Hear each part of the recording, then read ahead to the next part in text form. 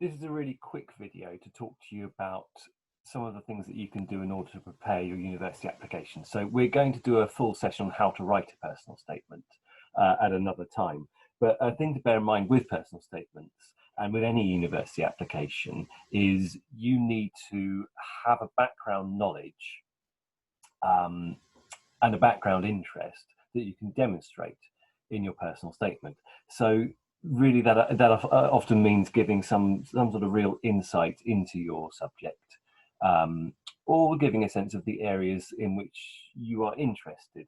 Now, I can think of a girl a few years ago who was very unsure what she wanted to apply for and was thinking about applying for a foreign language. And even to the extent that she was talking about cutting down her days at Western Burt to 3 or 4 a week and spending a day or two a week somewhere else having private tuition in order to do a full A-level in Spanish in a year. It was really between two worlds in what she wanted to apply for.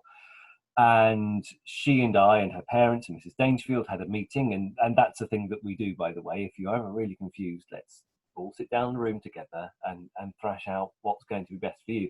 And by the end of that meeting, she was thinking, oh, actually, business studies, which hadn't been on her horizon at all and wasn't studying business studies, and came to me a few days later and said, yeah, business studies, I'm really interested in it.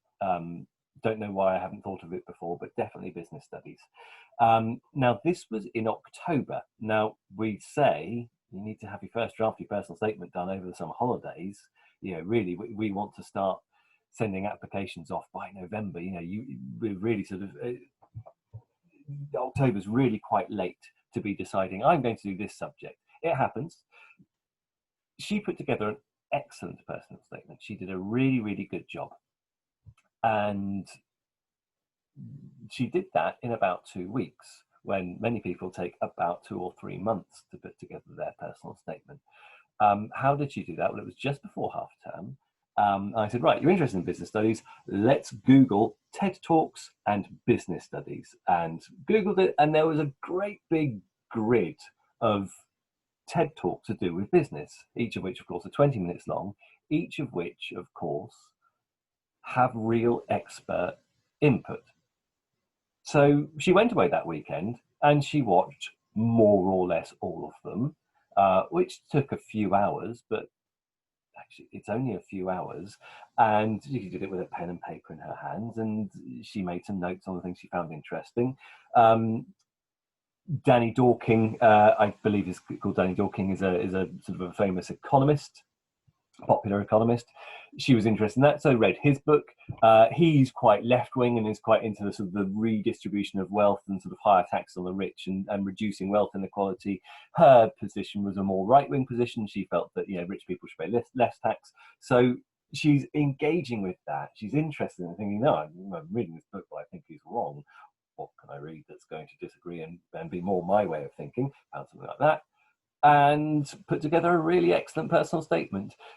Really over the course of half term, so literally 2 weeks, she read or skimmed a couple of books, she watched a load of TED Talks, and she had a really excellent knowledge base. She also had really excellent personal experience. She'd already spent time with her brother in his business, which was really interesting. So she'd had that life experience that she could build on, and of course that's part of any application.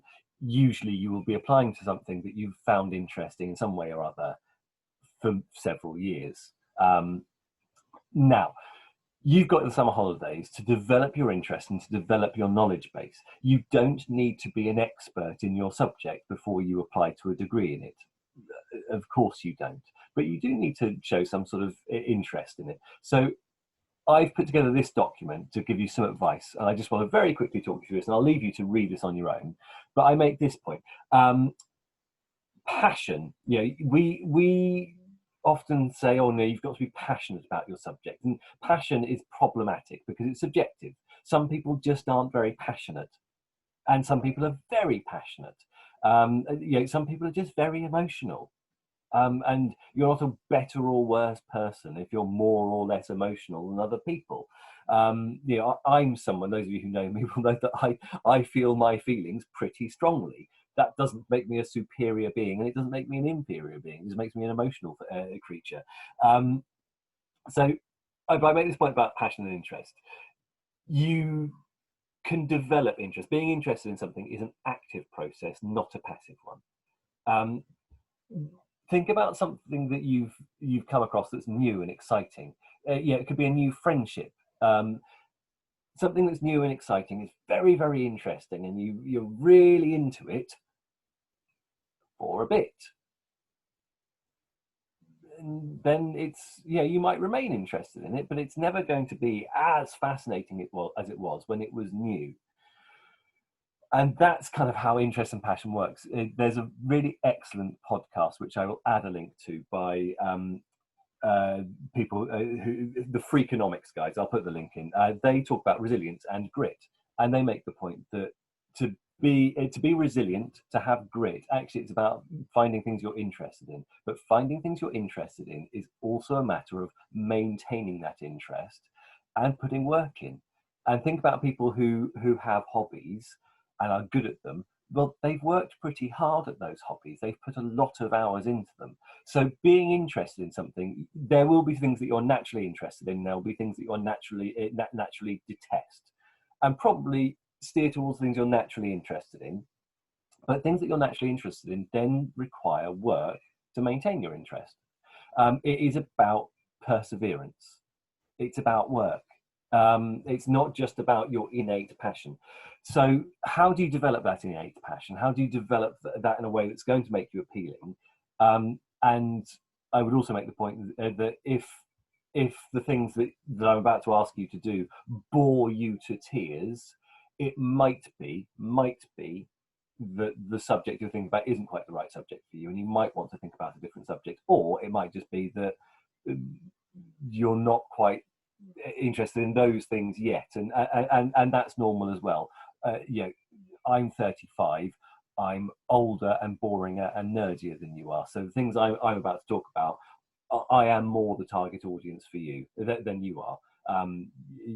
As 16, 17, 18-year-olds, you're not going to be as drawn to Radio 4 as you will be when you're older. But how do you develop over the summer your interest and knowledge? Read around your topic. You might even, if you're looking at universities, you might see some of their reading lists. You might read some of the set texts. If there are some really major set texts, have a read of them. It won't do you any harm at all.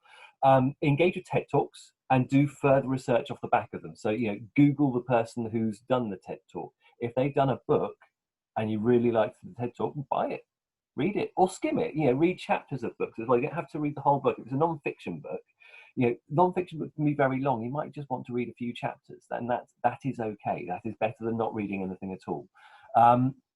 Consider using audiobooks. More popular non-fiction stuff is available on Audible format, but a more niche book, a more academic book, often you have to actually read the thing. Look, Radio 4, BBC Radio 4 is a really excellent source of podcasts that can expand your knowledge. These are some of the ones that I would pick out. There are more. Forethought is excellent, and they're 15-minute lectures, and there's loads of them.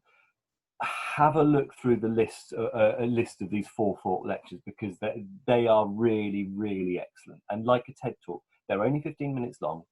And they can give you a really nice insight.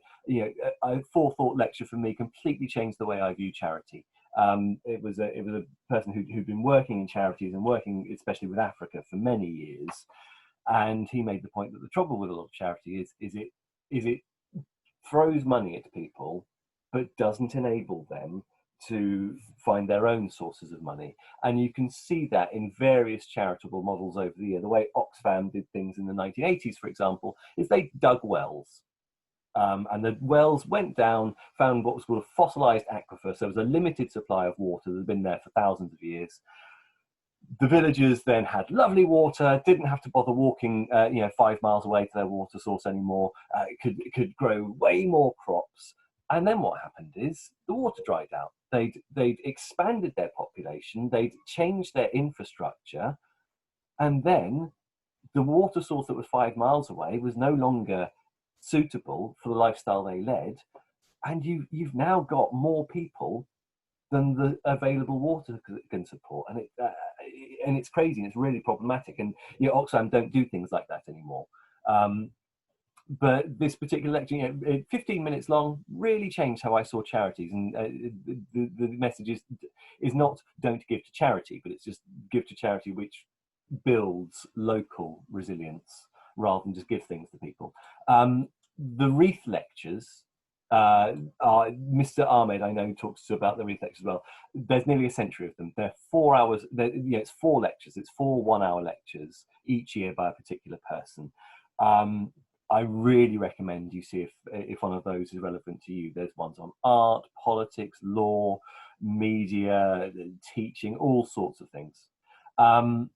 Start the Week is just, it's just excellent. Listen to it every week. It will make you smarter. They generally have a celebrity of some description, someone who's written a book, often a politician or some such, and then Andrew Marr is the person who usually presents it. And each person talks about their thing that they've come to talk about, and then they all discuss it, and then the next person talks about their thing. And it's a lot of very, very high level discussions. I really recommend that you listen to it. If you do, you will get smarter. The Moral Maze is a debate program. And again, it'll make you smarter if you listen to it, but they basically debate moral issues. So if you're doing law or politics or English literature or any, loads of subjects, this is something that discusses right and wrong, and discusses big issues that are going on at the moment. I haven't listened to it for a while, but I'm sure there will be a Moral Maze either already done or coming up about Black Lives Matter and that kind of thing. There are other Radio 4 podcasts. And there are other sources of podcasts. I mentioned WNYC. Those are the people that produce Freakonomics. You may have heard of Radiolab. There are lots and lots and lots of podcasts out there which will give you insights into things. Now, for me, as some of you know, here's a failed one, but I like making spoons. And that's my little Zen activity that I do when I'm when I've got a bit of time, and especially if I'm a bit stressed out, I'll go and make a spoon, and I generally tend to whack on a podcast. I listen to a podcast and I make a spoon and I learn some stuff. Some of you will like to go for walks, some of you like to jog or whatever it might be. I have a long commute every day. I listen to podcasts. I've increasingly personally been listening to audio books rather than podcasts, but I've listened to a lot of podcasts, many hours of podcasts in my life, and it's actually a huge source of knowledge for me. And that's something that you can do without breaking a sweat over the summer. You could listen to an hour's worth of podcasts every day and just learn about stuff whilst doing exercise, whilst driving somewhere, whatever it might be. So I really strongly recommend that you get into podcasts this summer. And indeed, when you're at university, I Start the Week for me, I remember listening to a Start the Week and they were talking about Gulliver's Travels. Now, I studied and did an essay on Gulliver's Travels when I was in my second year of uni. So it's an undergraduate essay when you're well into your degree. And I was listening to this Start the Week and I thought, oh, they're talking about Gulliver's Travels. I was like, oh, I completely missed that. Completely missed it. And it really made me think, oh, if only I'd been listening to Start the Week whilst I was doing my degree, it would have actually enhanced my critical thinking skills more. So yeah, the short message that I want to give you is get into TED Talks, get into podcasts, because these are easy ways of learning quite a lot quite quickly and getting some really nice insights into your subject that's going to help you make a university application. The more difficult thing to say is do some reading, which of course takes longer and takes more active interest, but that's something you can certainly think about doing. You don't have to read loads and loads of stuff. in advance of your degree or in advance of your personal statement. But if you can pick up a book or two, that will really help. And the other thing I talk about is MOOCs here. MOOCs are massively online open access courses. So if you type MOOCs into Google, many of them are free. Some of them have a small fee, but you can enhance your knowledge. Look, people who are applying for computer science, you can go to Code Academy, and you can learn to code through those means. And yes, talk to your subject teachers. If you're doing an EPQ, consider that as a prime way of giving you direction in all of this. I say think about going to an interview. If you have an interview, great. If you don't, fine. But think about if you were to have an interview for university, go there with a thesis, like a point, an idea in mind, some sort of little area of expertise that you've crafted for yourself. And that can make you, and I use this term outlier, make you a bit of an outlier. It can demonstrate passion, interest, and an appetite for learning. If you can demonstrate those things in your personal statement, you are more likely to be getting offers from universities. Thank you very much for listening this far.